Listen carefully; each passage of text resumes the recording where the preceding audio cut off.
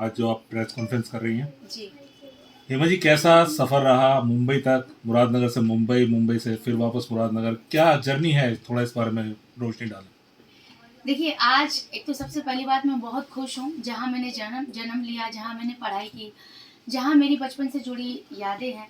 आज मैं उसी शहर में, उसी कस्बे में मीडिया के साथ बैठी हूँ। यहाँ के लोग मुरादनगर वासियों ने मेरा दिल खोल के स्वागत किया है, अपनी बेटी का स्वागत किया है और यही मैं चाहती थी कि एक दिन मैं जहाँ से मैंने जन्म लिया है, वहाँ के लोगों को मैं प्राउड फ़ील कराऊँ। जर्नी बिल्कुल भी आसान नहीं रही है और मुझे ऐसा लगता है किसी भी उस इंसान की जर्नी आसान नहीं रहती है जो ज़िंदगी में कुछ करना चाहता है। चाहे बात फ़िल्म इंडस्ट्री की हो, चाहे बात क्रिकेट की हो, चाहे बात एक बड़ा बिज़नेसमैन बनने की हो। हर इंसान को मुश्किलें आती हैं, चाहे मुरादनगर में one of the best showroom अगर खोलने की हो, तो उसके सामने भी बहुत सारे अप्स एंड डाउन्स आते हैं, फाइनेंशियली हो, कंपटीशन की हो और बेहतर क्वालिटी की हो। तो इसी तरीके से एक मेरी सोच थी जब से मैंने जन्म लिया कि मुझे ज़िंदगी में कुछ बड़ा करना है। मैं ऐसे ऑर्डिनरी लाइफ़ जीने के लिए पैदा नहीं हुई हूँ और ना ही मैं ऐसे जीना चाहती हूँ। स्कूलिंग की यहीं से मैंने सब कुछ किया, डांस का मुझे बेशक शौक था बहुत ज़्यादा। डांस वगैरह करने के बाद दिली ख्वाहिश थी कि चलो मुंबई चलते हैं क्योंकि यहाँ पे तो कुछ होना नहीं है। तो यही ख्वाहिश के साथ, सपने के साथ मैं मुंबई गई। 2007 के आसपास की बात है। मैं नॉर्मल सा कोरियोग्राफर बनना चाहती थी, लेकिन वहाँ के लोगों ने मुझे बोला कि Hema, you must try in acting because you look beautiful also. So उनकी बात को मैंने वैल्यू दी और वहाँ से मैंने जो है एक्टिंग की तरफ कदम रखा। यूँ कह सकते हैं कि शायद मुंबई में मेरा दाना पानी लिखा था। जन्म मुरादनगर से, लेकिन किस्मत मुंबई में मेरी चमकनी बाकी थी। शायद मैं स्टार बनने के लिए पैदा हुई थी। तो वहाँ से मेरी कहानी शुरू हुई। सबसे पहले एक एल्बम मैंने की थी जिसका नाम है आजा छत पे। राजस्थान की बहुत फेमस पॉपुलर म्यूज़िक एल्बम है जिसका नाम वीणा म्यूज़िक कंपनी। पहली एल्बम से ही मुझे लगा कि मैं स्टार बनने के लिए पैदा हुई हूँ। एक ही एल्बम से मुझे काफ़ी प्यार मिला। उसके बाद काफ़ी then I got married in 2009 और उसके बाद जो है मैंने फ़िल्म इंडस्ट्री को अलविदा कह दिया। फिर उसके बाद वापस से मुंबई शहर ने मुझे बुलाया 2015 में और वहाँ से मेरी किस्मत चमकी। असल में जो मैं जो बनने के लिए पैदा हुई थी, मैं दुबई गई गोविंदा जी के साथ, अमेरिका वो गई गोविंदा जी के साथ डांस शोज़ किए। फिर 2016 में एक अशोक सम्राट सीरियल आता था जो घर-घर में बहुत फ़ेमस था। 2017 में मैंने धर्मेंद्र जी के साथ पहली फ़िल्म की यमला पगला दीवाना फिर से। फिर 2018 में काफ़ी प्रोजेक्ट किए, उसमें से एड्स काफ़ी मैंने किए जैसे नैरो लेक, एचडीएफसी बैंक काफ़ी। उसके बाद 2019 में मैंने फ़िल्म की थी वनडे जो अनुपम खेर स्टार कास्ट और अपने Salman Khan ji, one and only Salman Khan, Dabangg 3। Dabangg 3 की मैं स्टार कास्ट बनना चाहती थी, उसके लिए मैंने उसी तरीके से दिलो जान से मेहनत की थी, कोशिश की थी जिस तरीके से मैंने बिग बॉस के लिए की है। और मैंने ये ख्वाहिश रखी थी ऊपर वाले के सामने कि मुझे दबंग 3 जो है उसका हिस्सा बनना ही बनना है, लेकिन ऊपर वाले ने मेरी वो ख्वाहिश इस तरीके से पूरी की कि पहला सीन मेरा रखा, ओपनिंग सीन, और मेरा सीन बहुत लंबा रखा और साथ ही साथ मेरे बर्थडे पर रिलीज़ हुई थी। 2019 की बात है। उसके बाद 2020 में कोरोना आ गया, सबकी ज़िंदगी तहस-नहस हो गई। तो उसी तरीके से मैं घर में रह गई और फिर मैंने एक अपनी पहचान बनाई टिकटॉक पे। 3-4 महीने में मैंने अपनी छाप टिकटॉक पे बना ली थी और उसके बाद फिर टिकटॉक भी बैन हो गया। फिर आता है 2021 में मैंने एक सीरीज़ की थी इंस्पेक्टर अविनाश रणदीप हुड्डा के साथ जो जियो सिनेमा पे आई थी, और साथ ही साथ एक फ़िल्म की थी पाताल जो अभी हाल ही में रिलीज़ होने वाली है।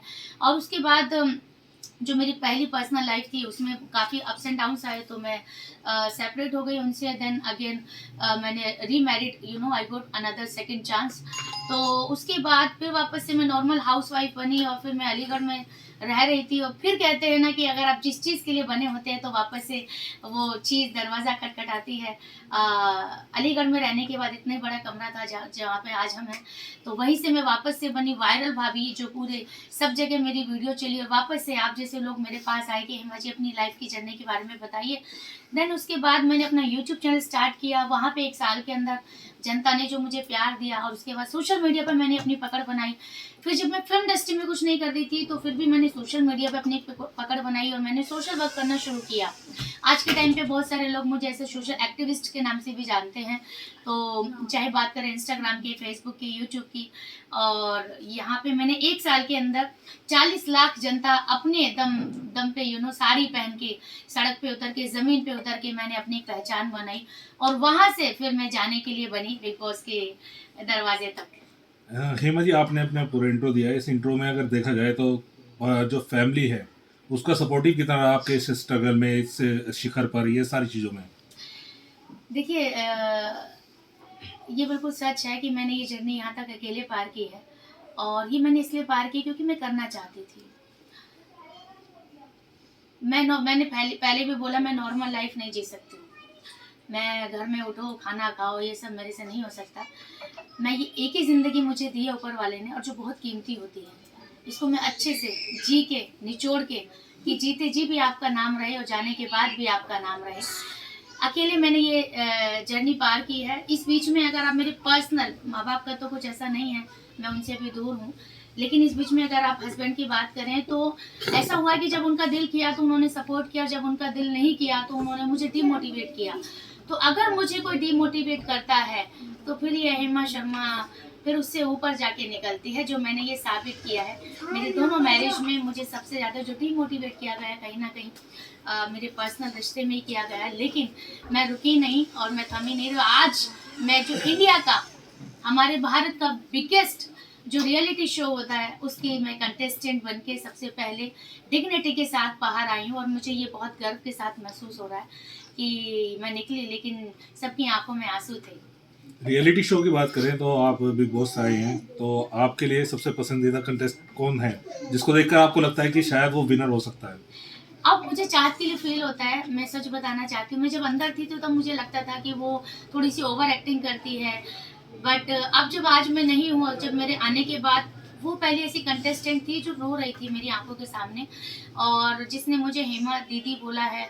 और मेरे आने के बाद भी काफ़ी बार जिक्र किया है कि हेमा दीदी की आप वीडियो अगर देखोगे तो आपको अगर प्यार ना हो जाए तो मेरा नाम बदल देना। तो मैं चाहती हूँ, और कहीं ना कहीं मुझे लगता है कि वो मेरे जैसी है। उसने भी काफ़ी लाइफ में स्ट्रगल किया है। अभी हाल ही में अविनाश ने उसको गवार बोल दिया था, तो मुझे भी काफ़ी बार मेरी पर्सनल लाइफ में गवार बोला गया है। तो जब कोई इंसान सेम महसूस करता है ना कि सेम इसको भी बोला गया है, तो वो पेन में अच्छे से समझ सकती हूँ। तो मेरी ये ख्वाहिश है कि अगर विनर की बात है तो चाहत आई थिंक डिजर्व करती है। और वैसे भी अकेली फीमेल होने के नाते जिस तरीके से फाइटिंग कर रही है, बहुत कमाल की बात है। अगर वाइल्ड कार्ड एंट्री का इशू आता है तो हेमा जी क्या आगे देखती हैं बिग बॉस में? देखिए, जिस तरीके से मेरी जनता बहुत नाराज है, चाहे मैं एयरपोर्ट पे जाऊं, चाहे मैं रेंडमली मुझे मिल जाए। जैसे अब मेरे मुरादनगर वासियों ने मुझे बोला कि हम तो, हमारी बेटी ही नहीं है तो हम देखते ही नहीं है अपना बिग बॉस। और टीआरपी भी बहुत डाउन हो गए अनफॉर्चुनेटली। जब से मैं बाहर आई हूँ, 2 हफ्ते काफ़ी अच्छी थी, बट जैसे आई केम आउट तब से टीआरपी एकदम ज़ीरो हो गई है। इवन मैंने सुना है 24 लाइव्स भी बंद कर दिया गया है जियो ने। तो वो सिर्फ एक प्लानिंग है उनकी कि किसी तरीके से जनता कलर्स पे वापस आ जाए। बट मेरी जनता यही बोल रही है, जनता ने मुझे विश्वास दिलाया कि हेमा जी आपको ज़रूर बुलाएंगे। और अगर मुझे बुलाते हैं तो डेफिनेटली मैं क्यों नहीं जाना चाहूँगी। मैं सर माथे पे रखती हूँ उनका ये प्रपोजल, अगर वो मुझे देते हैं और वापस से कि मेरे लिए गोल्डन अपॉर्चुनिटी होगी, और definitely I would like to go, और बहुत कॉन्फिडेंस के साथ। और इस बार जो एंट्री होगी वो होगी दबंग वायरल भाभी, या यूँ कह सकते हैं दबंग हेमा शर्मा की। जिस तरह बिग बॉस को लेकर चीज़ें आती हैं कि जितना ज़्यादा कंट्रोवर्सी होगी आप उतना फेमस रहेंगे, कहीं लगता है कि हेमा जी कुछ कंट्रोवर्सी क्रिएट नहीं कर पाई, या कुछ चीज़ रह गई कि हेमा जी को वो करना चाहिए था, अपना जो उनका करेक्टर है उससे थोड़ा आउटर और कुछ करना चाहिए था? देखिए, उसमें ना कंट्रोवर्सी नहीं, आई थिंक उसमें ना झगड़ा वगड़ा ज़्यादा चलता है। और मेरे साथ किसी ने पंगा लिया नहीं था, तो जब मेरे साथ पंगा नहीं लिया तो आप बैग मुझे मार खामा का मैं क्यों बनती। सीधी सी बात है, मैं जेल में थी 6 दिन, तो मैंने जेल में काटे। लोग मुझे इतना प्यार दे रहे थे, हर लोग अपील कर रहे थे बिग बॉस से कि हेमा शर्मा जी को बाहर निकालो। फिर मैं 2 दिन मुझे पूरा घर समझने में लगे, क्योंकि मैं घर ही नहीं देख पाई थी। रूल्स रेगुलेशन भी थे, 2 बाथरूम में 18 लोग उसमें फिक्स होने, आप समझ रहे हो। और आपका भला करे, टाइमिंग भी उधर सारी चीज़ों का था, खाने पीने का बड़ा मुद्दा था। तो 2 दिन मुझे घर समझने में लगे, 4 दिन मेरे पास बचे। 4 दिन में जब मुझे लगा खाना खाना बहुत ज़्यादा हो रहा है, तो मैं ब्लास्ट हो गया। जब मैं ब्लास्ट हुई तो वो नेचुरल तरीका था मेरा। तो आई थिंक मुझे समय बहुत कम मिला है, और बाकी जो लोग थे ना, वो पहले दिन से घर को समझ गए थे, रूल समझ गए थे, अपनी अपनी चीज़ें सेटल कर ली थी। मैं तो बीच में अचानक से शादी हो रही थी, और बीच में लास्ट मोमेंट वाला जो बाराती होता है ना, तो उसको जो बच्चा बुच्चा मिलता है, मेरे साथ वो सीन था। तो बट फिर भी 2 हफ्ते में आई थिंक मैं जितना दे सकती थी। मैं ये कहना चाहती हूँ, डांस मैंने किया। जब मैं जेल के अंदर थी तो लोग मेरी बातों पे हंसते थे, वन लाइनर जो मेरी कॉमेडी हुआ करती थी। और लास्ट में एक्शन सीन में करके आई हूँ। तो जिस पर्पस के लिए जो उन्होंने मुझे चूज किया था एज ए वायरल भाभी द एंटरटेनिंग पैकेज, वो मैंने 2 हफ्ते में पूरा किया है। I give my 100%। अदरवाइज आप किसी दूसरे कंटेस्टेंट को उठा लीजिए, वो झगड़े के अलावा कुछ करते ही नहीं है। They are only talking about the ration and the fighting, ration and the fighting. उसके अलावा उनकी ना बातचीत में कोई हंसी आती है, ना सेंस निकलता है।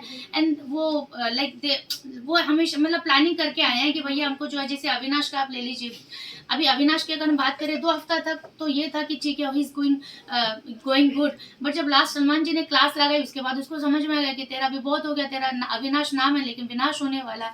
तो कोई भी चीज़ की एक लिमिट होती है। अब पब्लिक भी पक गई है, तभी तो टीआरपी डाउन हो गई ना, पब्लिक भी पक गई झगड़ा झगड़ा देख के। तो पब्लिक को भी एक जब वो टेलीविजन पे कोई भी चीज देखते हो तो एक बंदा तो उनको ऐसे वाला भी चाहिए ना जो रेंडमली कभी भी कुछ भी कह सकता है, जो रियल है। जैसे रजत को शायद लोग सोच रहे थे कि बहुत रियल है, बट रजत का भी क्या होता है, आ जाओ चौड़े में आ जाओ, तसल्ली से बात कर लो, फाड़ दूंगा, समझो उखाड़ लो। तो वो 3-4 ही शब्द है उसके पास, उसके अलावा कुछ है नहीं उसके पास।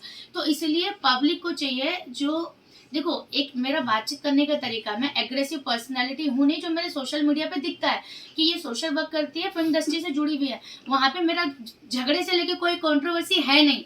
मैं अगर बिग बॉस में जाके ये झगड़ा करती हूँ तो वो मेरा यहाँ जो मैंने अपना पर्सनैलिटी बनाया उसकी अपोजिट है। इसका मतलब मैं यहाँ गेम खेल रही हूँ, तो मैं वही तो करूंगी ना जो यहाँ पे मुझे चूज किया गया। मैं हंसमुख हूँ, आई डू डांस ऑल्सो, मेरी जो बातचीत करने का तरीका लोगों को पसंद आता है। और जब झगड़े की बात होती मैंने जब किया उसके बाद तो देखिए राशन कैसे आया था, जेल में से निकल गए, उसके बाद तो करंट भी उठ गया था, अरे हेमा जी रुक जाइए राशन आ रहा है, राशन आ रहा है। तो इसलिए मेरा ऐसा है, तुम्हारी सो और मेरी एक सो क्या बोलते हैं, 100 सुनार की और 1 लुहार की, तो तुम्हारी 100 बातें और हेमा शर्मा की 1 ही काफी है। हेमा जी, आप जितने दिन भी बिग बॉस में रहे हैं, इसमें इस समय दौरान सबसे ज्यादा मुश्किल क्या रहा आपके लिए? जब मैंने ये एक्सेप्ट कर लिया था कि ठीक है मैं राशन के चक्कर में वापस रहूंगी, और उसके बाद 2 दिन बीतने के बाद वो जो लास्ट जब पूरी कोशिश हो रही थी, 6ठे दिन की बात है, 5वें दिन की, वो मेरे लिए बहुत ज़्यादा ऐसा था कि मैंने पता नहीं वो दिखाया नहीं दिखाया, मैंने बिग बॉस को बोला था बिग बॉस आप निकालिए, अब मेरे से नहीं हो रहा है। और मैं लिटरली बहुत टूट गई थी जब अनशन पे हम बैठे थे। तो उससे पहले मैं रोकर ही सोई थी, जो सिर्फ मुझे बग्गा जी ने देखा था कि हेमा इस वक्त टूट चुकी है और हेमा को समझ नहीं आ रहा है कि क्या करना चाहिए। तो मैं रोके सोई थी और अचानक से बग्गा जी को क्या हुआ, उन्होंने मुझे उठाया, जेल से निकलना है, मैंने बोला हाँ निकलना है। मुझे क्या लगा, मैं सो रही थी और बिग बॉस ने बोला है कि हेमा को जेल से निकालो, तो उन्होंने बोला अनशन पे बैठना पड़ेगा, अब कुछ नहीं है। तो मेरी आंख भी नहीं खुली थी, मेरा दिमाग भी नहीं खुला था, मैं अनशन पे बैठ गई। मुझे तो ये भी नहीं पता था अगर आप अनशन पे बैठते हो तो पानी पी सकते हो। मुझे लगा अरे बाप रे, मेरे को तो पानी भी पीना था, ये क्या इसने तो कांड कर दिया मेरे। तो बग्गा जी पानी पी रहे, पानी पी सकते हैं क्या? हाँ हेमा पानी पी सकते हैं। मैंने कहा चलो फिर खाने बिना खाने के तो मैं रह सकती हूँ। तो वो जो 5वां दिन जो था वो मेरे लिए बहुत मुश्किल था। ऐसा लग रहा था कि ये मैंने क्या कर लिया है, मतलब समझ लीजिए मेरी जान निकल रही थी, क्योंकि मुझे ये मैसेज आ रहा था कि मेरे घर वाले, मेरे बच्चे, मेरी जितनी भी जनता है वो क्या सोच रहे होंगे।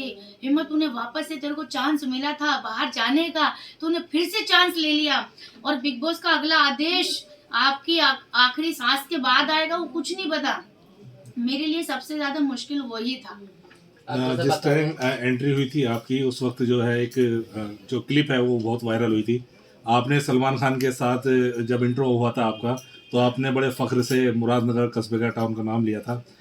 जब आपने वापसी की थी तो सलमान साहब ने कोई मैसेज आपको दिया कि आगे चल के क्या रहेगा, आगे की लाइफ लाइन के बारे में कुछ बातचीत हुई आपके लिए? नहीं, कुछ नहीं। हालांकि इस बिग बॉस में एक चीज और डिफरेंट नजर आई है, अभी तक जितने भी होते 17 लास्ट में जब कंटेस्टेंट निकलते थे तो सलमान जी ही उनका स्वागत करते थे, लेकिन इस बिग बॉस में ऐसा किसी के साथ नहीं हो रहा। पहले मुझे क्या लगा कि ये मेरे साथ हुआ है, शायद कोई प्लानिंग है, राजनीति है, जो भी है, लेकिन जब सबके साथ यही सेम चीज हुआ तो मुझे लगा कि सलमान जी के आसपास जो भी चीजें चल रही हैं उस चीज को मद्देनजर रखते हुए ये एक नया चीज उन्होंने ऐड किया है कि हम सलमान जी का सिर्फ एक लिमिटेड टाइम लेंगे, क्योंकि उन्होंने कमिटमेंट किया हुआ है। और आगे का जो टाइम लगता है कि अब कंटेस्टेंट, क्योंकि सेट अलग अलग होते हैं, मैं आपको बता देती हूँ, जो हमको छोड़ा जाता है वो सेट कम से कम 10 से 15 मिनट की दूरी पे होता है, लेकिन उसके लिए भी अगर वहां से निकाला जाएगा फिर यहाँ लाया जाएगा तो कम से कम 1 घंटा पूरा मतलब लग जाएगा। तो 1 घंटे को खत्म करने के चक्कर में शायद ये ऐसा शॉर्टकट कर दिया गया। मेरा क्या प्लानिंग था कि ठीक है एंट्री में मैंने ये बातें बोली है, जब एग्जिट करूंगी सलमान जी के साथ तो बच्ची कुची भी बोल देंगे, लेकिन वो बच्ची कुची का मौका ही नहीं मिला। मेरी अब कंट्रोवर्सी की अगर आप बात करेंगे तो मैं खुद ही बोल देती हूँ कि मेरी कंट्रोवर्सी हुई थी सेल्फी के ऊपर, है ना। साला सेल्फी नहीं हुई अभी तक। आपने बहुत ज्यादा इंटरव्यू में ये बात रखी हुई है कि आपको सेल्फी सलमान खान के साथ चाहिए थी। हाँ, मतलब हमने दबंग 3 कर ली, चलो ठीक है भैया कोई बात नहीं, लेकिन अब तो बिग बॉस करके आगे अभी भी सेल्फी नहीं हुई है। अब तीसरा को भी कुछ करना पड़ेगा क्या? तीसरी फिल्म करनी पड़ेगी तो सेल्फी है कि नहीं साथ में, इस चीज का मुझे डाउट लग रहा है अभी। बट मैं ये कहना चाहती हूँ कि यहाँ पे जितने भी लोग हैं, जितनी भी जनता ये देखेगी, अगर जिंदगी में आप सच में कोई चीज करना चाहते हैं तो उसके लिए कहो मत, करो, क्योंकि आप करेंगे तो उसका रिजल्ट 100% आएगा। और ये आपके सामने जो लड़की हेमा शर्मा ये कर दिखाया है कि इस लड़की ने सलमान जी के साथ स्टेज शेयर करके दिखा दिया, वो भी अपने दम पे। एक आखिरी सवाल, अब आगे क्या? हेमा शर्मा अब आगे फिल्म में, रियलिटी शो में, सॉन्ग में, कहाँ? अभी एक तो सबसे पहले आप लोग सुनेंगे मेरा वायरल भाभी सॉन्ग रिलीज होने वाला है, ठीक है। उसके डेट क्या है? डेट अभी नहीं बता सकते। अभी तो मैं जब से 1 हफ्ता तो मुझे निकल के हुआ, लास्ट मंडे तो मैं निकली थी, फ्राइडे, जब से तो इंटरव्यूज कर रही हूँ, शूट करने का वक्त भी नहीं। अब गाना बना है, रिकॉर्ड हुआ है, यहाँ से मैं कल जा रही हूँ मुंबई, उसके बाद वो गाना रिकॉर्ड होगा, उसके बाद हो सकता है जितने भी जैसे खतरों के खिलाड़ी हैं इसमें भी आप मुझे देख सकते हैं। अभी तो चीजें निकल के आएंगी कि हेमा क्या क्या कर सकती हैं, हो सकता है आप मुझे टीवी सीरियल में भी देख सकते हैं। अब तो देखिए मैं खुद भी एक्साइटेड हूँ कि मैं क्या क्या कर पाऊंगी, बट डेफिनेटली जो करूंगी हमेशा मुरादनगर का नाम रोशन करूंगी। Thank you.